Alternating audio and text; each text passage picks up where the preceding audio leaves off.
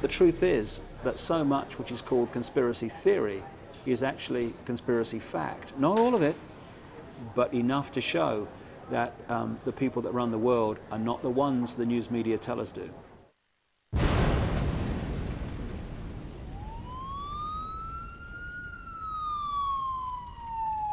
Good morning, everyone. It is a scene of great chaos in downtown Oklahoma City at this hour. There's been a tremendous explosion at the Alfred Murray Federal Building. Told now has confirmed that it was a bomb that caused... On the 19th of April, 1995, the people of Oklahoma began to count the cost of the worst terrorist attack on American soil.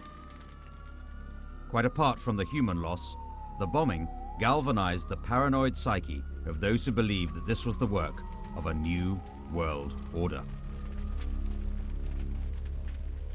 The New World Order is a belief, I guess you'd say, the conspiracy theory of the New World Order is a belief that, on the part of usually right-wing groups, I think, that there is sort of a secret organization of maybe the United Nations or something like that, that plans to impose kind of a one-world government on the entire planet. The New World Order wants to create a world currency, a world government, a world army, a world religion. And it's not of Christ, of Buddha, it's not of the Muslim faith, it is a satanic order. I think the most important first thing to say is that a policy for a new world order does exist. It's often poo-pooed and made fun of in the mainstream press, and yet the reality is it's there. George Bush, when he went in and, bombed Kuwait, that's the first thing he started talking about. Where institutions of freedom have lain dormant, the United Nations can offer them new life. These institutions play a crucial role in our quest for a new world order.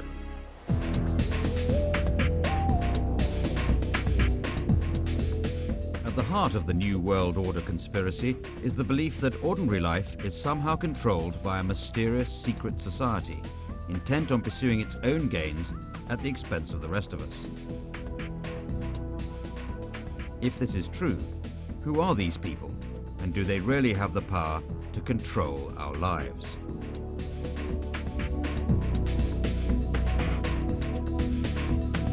The New World Order theories are sort of what I call unified field theories, because they try to bring every event that could ever possibly happen under one giant conspiracy theory. And usually behind the conspiracy, according to the theory, is some secret group, some secret society. And depending on who you talk to, it's usually a version of what's called the Illuminati. Now, the Illuminati were a real organization that did exist in the 18th century in Europe.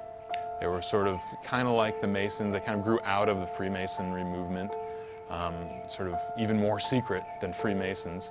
And a lot of people think that they probably did have something to do with the French Revolution and that sort of thing. But according to historical records, they lasted for about 14 or 15 years, and then they were busted up by the police, and that was the end of them. They were a subversive group, gone.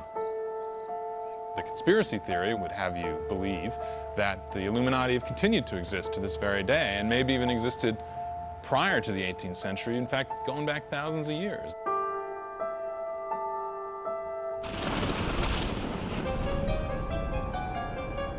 The New World Order, it seems, goes back to the very beginnings of civilization itself. When you get back into the ancient world, you find a stunning common theme. Gods with advanced knowledge that created ancient advanced civilizations which modern archaeology and history still cannot explain. These gods, which appeared to be of a reptilian genetic stream originally, interbred with humanity, creating hybrid bloodlines, which were a fusion of the gods and humanity.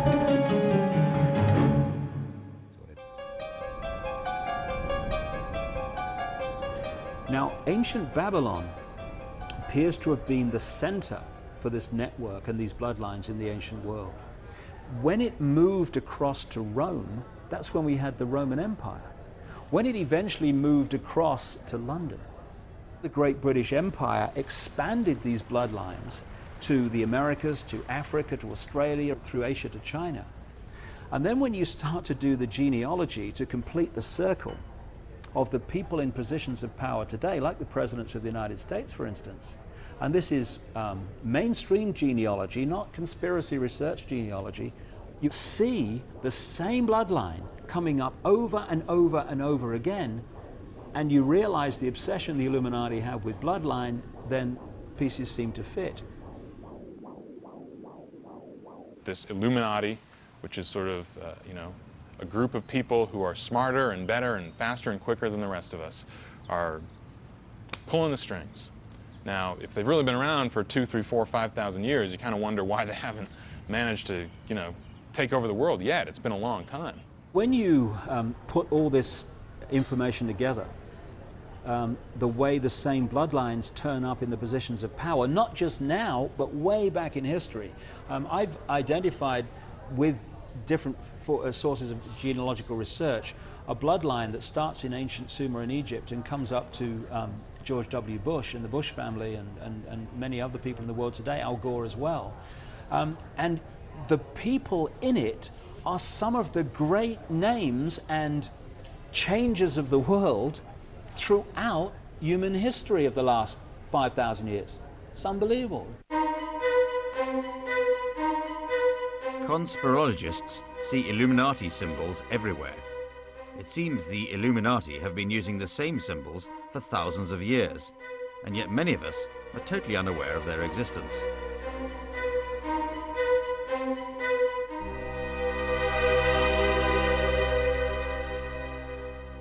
If you take a look at the backside of the dollar bill, it'll say Novus Ordo Seclorum, the new social order. And they have the pyramid. And that has nothing, not a damn thing to do with the United States of America. I was going to take a look at, a bill. And you can take a look on the backside of the bill and it'll say, here. You can hardly see it. But it's Novus Ordo Seclorum, the New World Order. It's what Hitler envisioned. It's on the backside of the United States dollar bill. The eye of the pyramid, also called the eye of Horus, is the eye of Lucifer. This is what we are facing.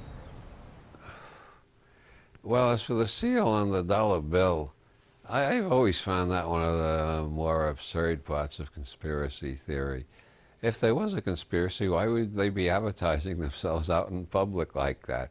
A lot of conspiracy theorists seem to think conspirators go around doing two things: A, conspiring, and B, leaving clues behind so you can detect their conspiracies. That sounds rather ridiculous to me.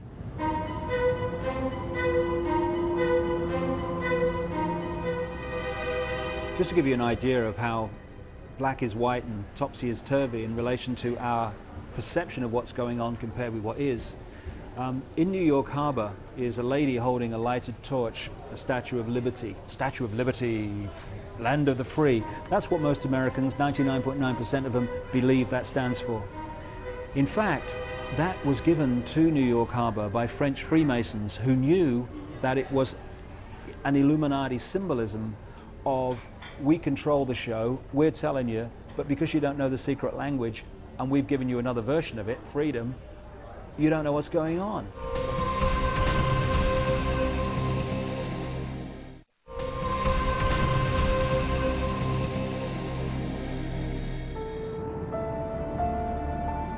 According to conspiracy theorists, this hybrid bloodline is active today within the major political and corporate institutions of the world. Through shadowy organizations such as the Council on Foreign Relations, the Bilderberg Group, and Trilateral Commission, the Illuminati seek to preserve their bloodline and control the world. This is one of the best documented things in conspiracy literature. The number of presidents who have belonged to the Council on Foreign Relations is absolutely staggering. Working backwards, I can't remember what were. Bill Clinton is a member. The president before him, George Bush, was a member. The president before him, Ronald Reagan, was a member. The president before him, Jimmy Carter, was a member. And so on back. I don't know how many presidents they missed, but they got most of them.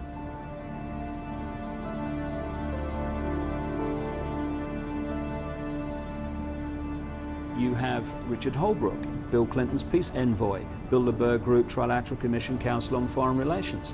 He answered to the Secretary of State at the time in America, Warren Christopher, Council on Foreign Relations Trilateral Commission.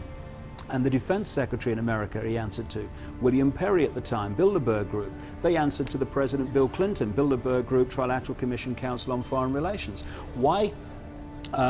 Did the media not tell us that? Ask me why the Daily Telegraph didn't tell us that. Because it's owned by Conrad Black, who is an inner core member of the Bilderberg Group.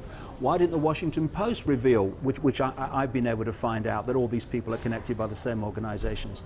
Because the Washington Post is owned, at least officially, by Katharine Graham, Bilderberg Group Trilateral Commission Council on Foreign Relations. The 3 television networks in America, ABC, CBS, and NBC, are owned and controlled by members of these organizations. So how do you get to join Bilderberg, the most prestigious of the secret societies? We tried to pick people who were going to have influence. That was the whole point of the thing, was to allow people who were likely to influence policy to learn more about the world in which they were living, and to meet people whom they wouldn't have any opportunity to meet in the ordinary course of events. The agenda is to create the centralization of global power in all areas of our lives for a very simple reason. When you get to the core of this network of manipulation, you're looking, compared with the population of the Earth, at a very few people. Ever since the Bilderberg Group first met in 1954, the exact purpose of the talks has never been fully explained. The delegates meet in secret for 3 days of discussions, but nothing they talk about is ever revealed afterwards.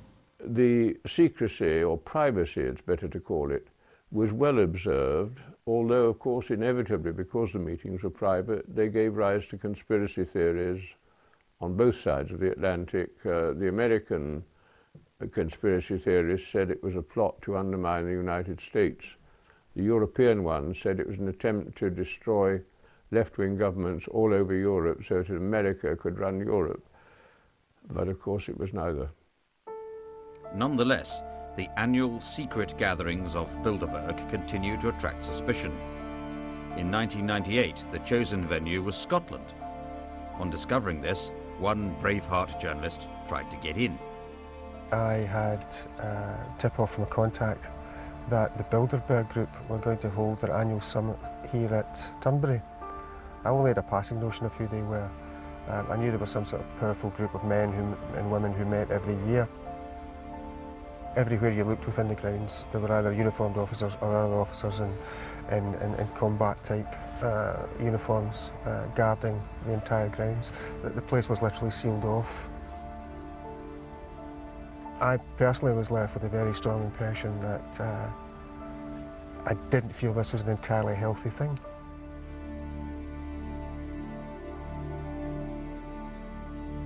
Why the Trilateral Commission, the Council on Foreign Relations, the Bilderbergers, and similar groups, why are they so secretive? I have pondered and pondered and pondered on that question, trying to think of alternatives to the conspiracy theorist usual explanation. They're plotting nothing but unmitigated evil against the rest of us. And I think part of the answer is they are plotting unmitigated evil against the rest of us, and part of the answer is they're plotting things they don't want anybody else to know about for the same reason that all of us have things we'd rather keep private. No business allows people to come in off the street and examine their books and what research they're doing and so on. And there's a certain amount of secrecy that's just innate in the fact of organization. You don't want people outside the organization to know too much about what the organization is doing, even if it's harmless.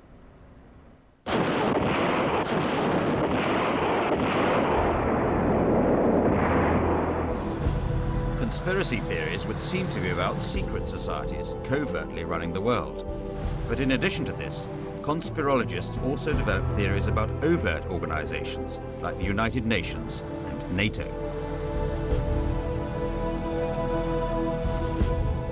it's a very common belief on the part of right-wing organizations, especially in this country, that the United Nations is some kind of military political organization whose purpose is to take over and to basically stage a military invasion of the U.S. and use that as a springboard to establish this one world government, and that NATO is the force by which they're going to do this.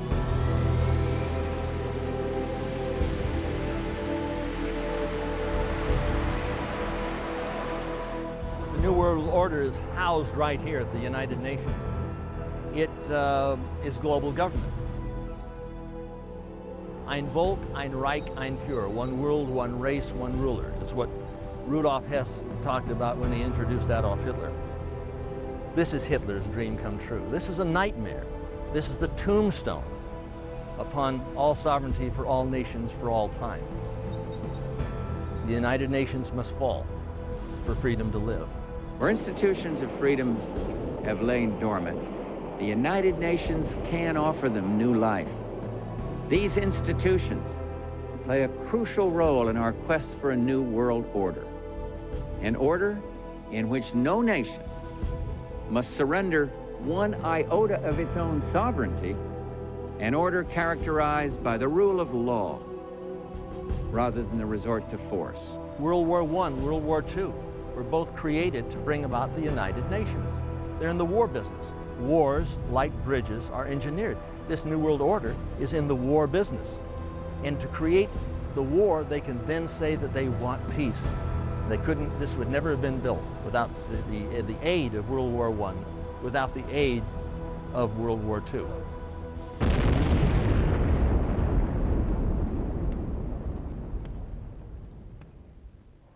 There's creating events in the world like wars and terrorist situations, runs on currencies, stock market collapses, which create situations of problems which the public then demand that they provide answers and solutions to the problems, and then those who've covertly created the problems and got that public reaction do something, then offer the solutions to the problem. The United Nations may be the red herring. It was kind of like, this was the shell that long has been pointed to. Look at this, these are the dangerous threat. And, you know, I think fortunately the United Nations has proven to be more incompetent than evil. But, you know, all the focus up until recently has been on the United Nations, and quietly groups like the World Trade Organization were basically taking over control of international business agreements. Organizations like the International Monetary Fund and the World Bank have basically been taking control of financing in the world and making dictates of how countries are to develop, all into the interest of international corporate structures. And you realize, well, maybe all this focus on the United Nations was because this is the one that was never going to really amount to anything.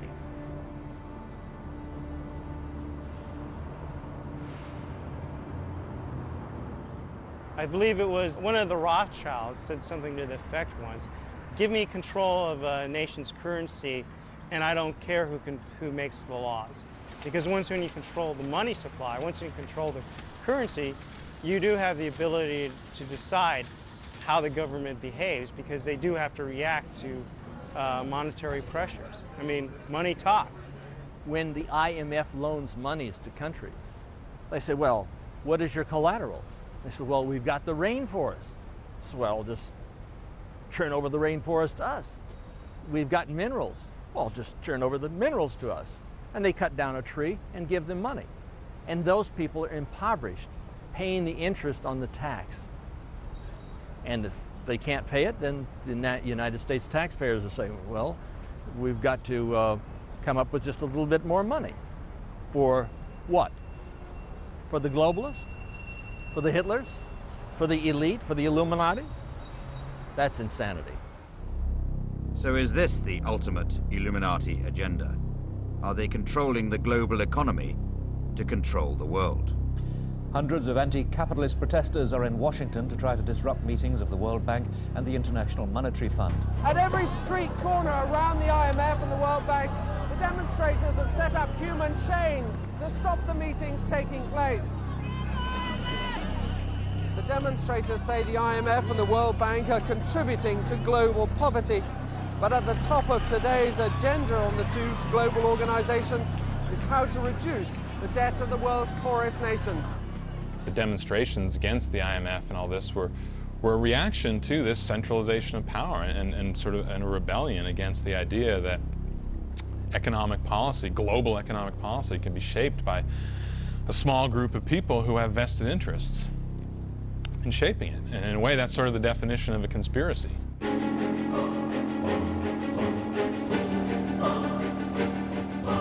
When you don't have your freedom, you don't have your family, you don't have your nation, you don't have your right, then you are living as a slave. We're now in a situation where the hidden is becoming visible. We now have a window of time to throw a spanner in the works. And that means humanity's got to open its mind to a much greater possibility of what's going on than it has had the ability or the desire to do so far.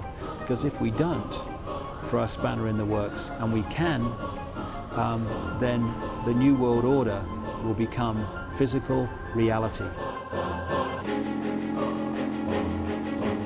I absolutely believe we're moving to a new world order, not necessarily the one that anybody has planned. We seem to have arrived at the stage, thanks to the computer and internet revolutions, where information available to human beings is doubling approximately once a year, which means we're having more and more dramatic, unexpected, totally unpredictable social changes of all sorts. There has always been a authoritarian structure which has, to some degree, controlled people. And you could argue that in the past 50 years it has become more powerful, albeit also more subtle on how they've done it. But it's always existed. And to say that there isn't some sort of secret society mystical element to it would really ignore the reality of the situation. There's certainly a huge human toll that's extracted by the misuse of paranoid thinking. You know, I mean, in a way, I sort of draw a distinction between paranoid thinking and conspiracy research, because, you know, there are real conspiracies that happen.